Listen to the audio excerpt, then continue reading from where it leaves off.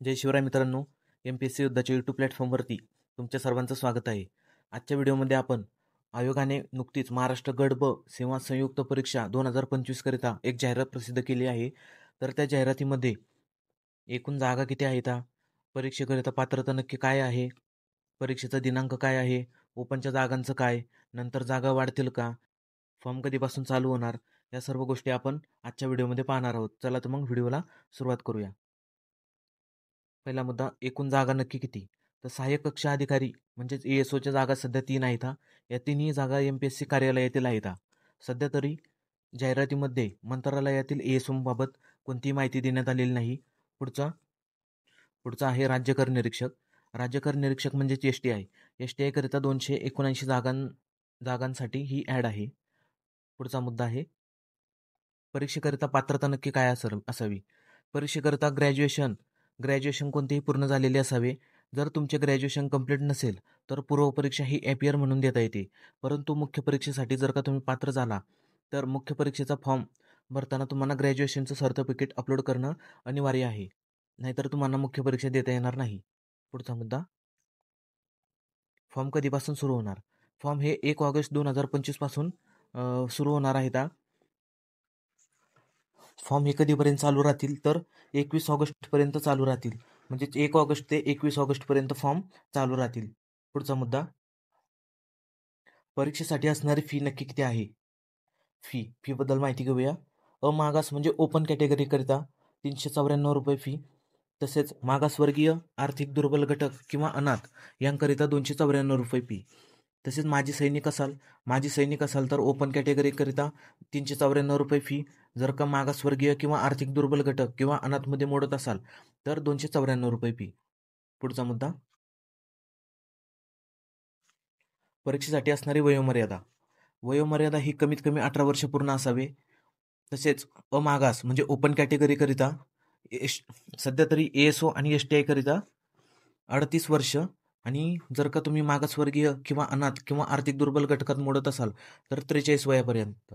तसेच जर का तुम्ही खेळाडू असाल तर तुम्ही ओपनमधून असा किंवा कॅटेगरीमधून असा, तुम्हाला 43 वयापर्यंत सूट आहे. तसेच मागात तुम्ही माजी सैनिक असा किंवा आणीबाणी व अल्पसेवक राजदिष्टी अधिकारी असा, ओपन तसेच मागासवर्गीय आर्थिक दुर्बल घटक याकरिता 43 वयापर्यंत तुम्हाला वयाची सूट आहे.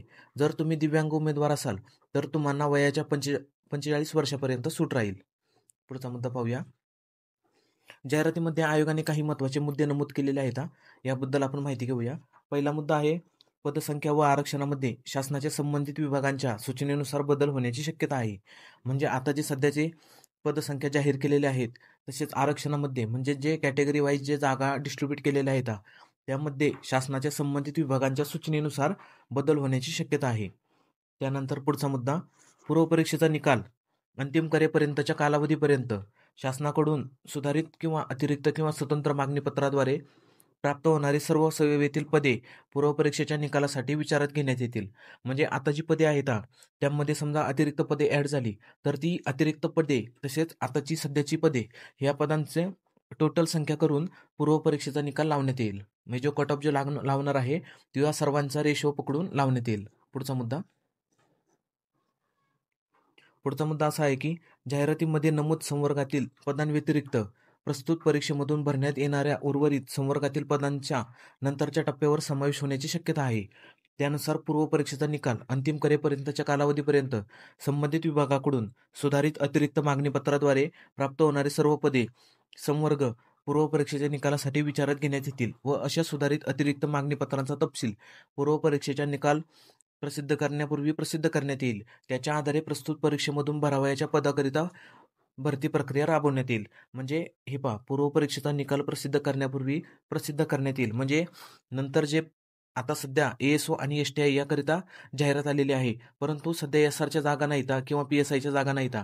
या सर्व जागा या पूर्वपरीक्षेचा निकाल लागण्या अगोदर जाहीर करण्यात येतील आणि या सर्वांची टोटल करून एक कट ऑफ डिसाईड होईल आणि त्या कट ऑफनुसार पूर्वपरीक्षेचा निकाल लागेल.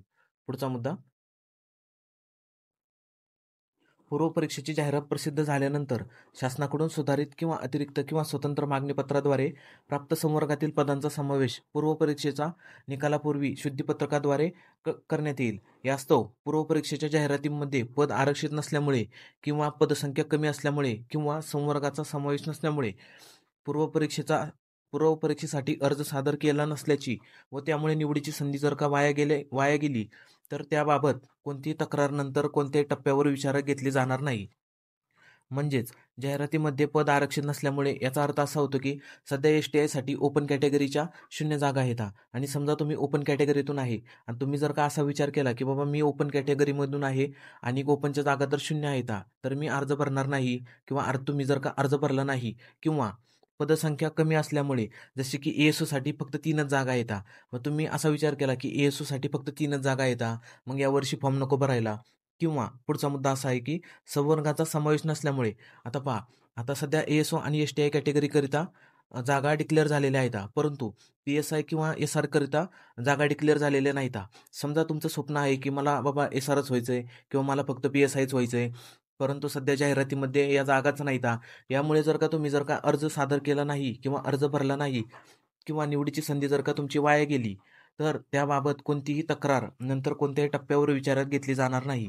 म्हणजे समजा आता सध्या काही पदांच्या जागा नाहीत, SRच्या जागा नाहीत किंवा PSIच्या जागा नाहीत किंवा STI मध्ये ओपनच्या जागा नंतर समजा वाढल्या आणि तुम्ही जर का फॉर्म भरला नाही आणि तुम्ही जर का तक्रार करायला गेला तर ती तक्रार कोणत्याही टप्प्यावरती विचारात घेतली जाणार नाही. हा मुद्दा खूप महत्त्वाचा आहे. हो तर याचा स्क्रीनशॉट काढून घ्या. पुढचा मुद्दा आहे भरावयाच्या उपरोक्त संवर्ग सामाजिक किंवा समांतर आरक्षणाबाबतचा तपशील शासनाकडून प्राप्त संबंधित मागणीपत्रानुसार आहे. म्हणजे आता जे शासनाकडून जे मागणीपत्र जे आलेलं आहे त्यानुसार आता सध्या कॅटेगरीनुसार जागांचं डिस्ट्रीब्युशन केलेलं आहे. तसेच वर नमूद पदसंख्या व आरक्षणामध्ये शासनाच्या संबंधित विभागांच्या सूचनेनुसार बदल किंवा वाढ होऊ शकते. म्हणजे शासनाच्या विभागांच्या सूचनेनुसार नंतर यामध्ये बदल सुद्धा होऊ शकतो किंवा वाढही होऊ शकते, कमी जास्त होऊ शकतात. तर मित्रांनो, आज आपण महाराष्ट्र गट ब सेवा संयुक्त पूर्व परीक्षेसाठी जी जाहिरात डिक्लेअर झाली होती त्या जाहिरातीमधील सर्व महत्त्वाच्या गोष्टी पाहून घेतलेल्या आहेत. तर पुढील व्हिडिओमध्ये आपण MPSC ग्रुप बी आणि ग्रुप सी कंबाईन एक्झामसाठी जो अपडेटेड अभ्यासक्रम आहे तो आपण अभ्यासक्रम पुढील व्हिडिओमध्ये आपण पाहणार आहोत. अभ्यासक्रमामध्ये आपण इतिहास व भूगोल विशेषतः महाराष्ट्राचा यामध्ये महत्त्वाचे टॉपिक कोणते आहेत, कोणकोणत्या टॉपिकला किती वेटेज आहे, तसेच सामान्य विज्ञान जो विषय सर्वांना अवघड जातो यामध्ये महत्त्वाचे टॉपिक कोणते आहेत, कोणकोणते टॉपिक करावेच लागतात, कोणकोणत्या टॉपिकवरती प्रश्न पडतात हे सर्व आपण पाहणार आहोत. गणित तसेच अंकगणित यामध्ये महत्त्वाचे टॉपिक कोणते, तुमची स्ट्रॅटेजी काय असली पाहिजे, तसेच चालू घडामोडी विषयासाठी कोणकोणते टॉपिक महत्त्वाचे आहेत याबाबत आपण पुढील व्हिडिओमध्ये माहिती घेणार आहोत. तर मित्रांनो, व्हिडिओ आवडला असेल तर लाईक करा, शेअर करा. ज्यांनी आपला यूट्यूब चॅनल सबस्क्राईब केलेलं नसेल त्यांनी आपल्या यूट्यूब चॅनलला सबस्क्राईब करा. धन्यवाद.